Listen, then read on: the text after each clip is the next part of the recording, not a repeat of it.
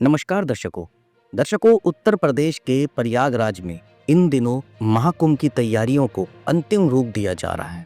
महाकुंभ जिसका इंतजार पूरी दुनिया करती है, साधु संत करते हैं, आम लोग करते हैं, लेकिन इनमें सबसे महत्वपूर्ण होता है साधुओं का आना, साधुओं का जमावड़ा लगना। लेकिन क्या आपको पता है महाकुंभ में आए इन साधुओं की कितनी कठिन परीक्षा होती है? जी हाँ, अगर आप किसी बड़ी डिग्री को पाना चाहते हैं और जितनी मेहनत करते हैं उस डिग्री को पाने के लिए, उससे भी ज़्यादा कठिन इंटरव्यूज होते हैं इनके।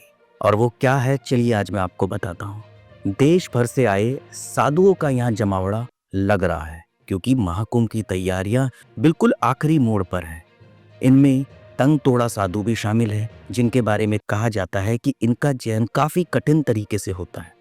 परिवार को त्याग, अपने माता पिता और खुद का पिंडदान कर अध्यात्म की राह चुनने वाले त्यागी को 7 शैव अखाड़ों से नागा कहा जाता है।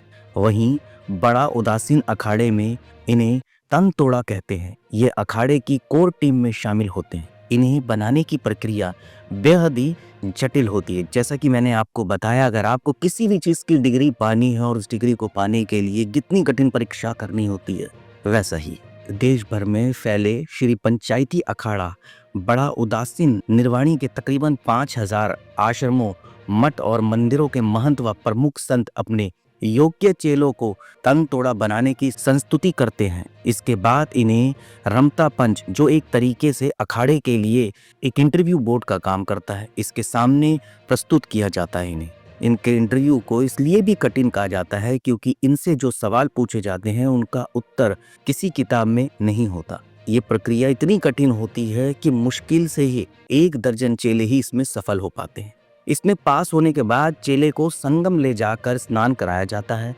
फिर संन्यास और अखाड़े की परंपरा के निर्वहन की शपथ दिलाई जाती है। अखाड़े में लाकर इष्ट देवता के समक्ष पूजा पाठ होती है। इन्हें एक लंगोटी में धूना के सामने खुले आसमान के नीचे कई दिनों तक 24 घंटे रखा जाता है। तब कहीं जाकर उन्हें संन्यास परंपरा में शामिल होने की अनुमति मिलती है। इसके अलावा रमता पंच इनसे ऐसे प्रश्न पूछते हैं जिनके उत्तर किसी संत का वास्तविक सानिध्य पाने वाला कोई चेला ही दे सकता है। इनसे इनकी टकसाल, गुरु मंत्र, चिमटा, धुआं और रसोई से संबंधित गोपनीय प्रश्न पूछे जाते हैं।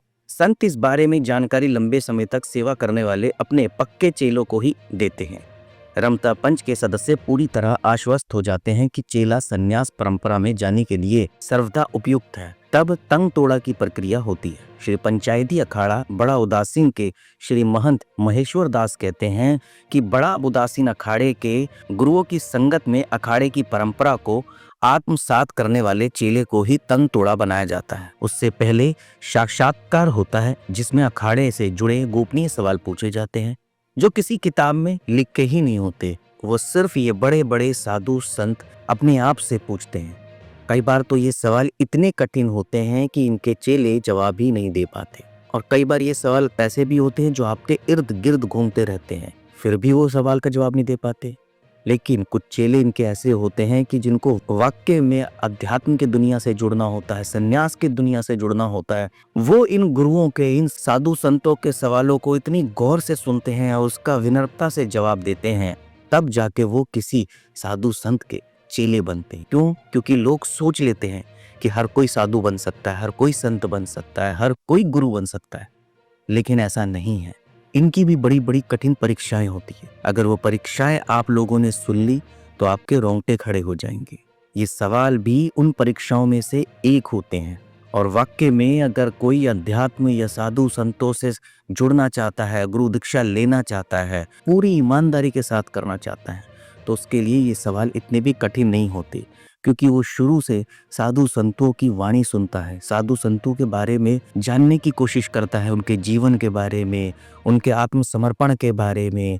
तब जाके कई 100 में से कोई 1-2 ही इन साधु संत के चेले बनते हैं। तो दर्शकों, ये जो साधु संत आपको महाकुंभ में मिलेंगे, ये कोई ऐसे ही नहीं कि इन्होंने गेहुआ वस्त्र धारण कर लिया या भस्म रमा ली और ये आ गए। नहीं, इन्होंने भी कठिन परीक्षाएं की है, तब जाकर यहाँ तक पहुंचे। ऐसे ही नहीं ये साधु संत, महात्मा या गुरु बने हैं।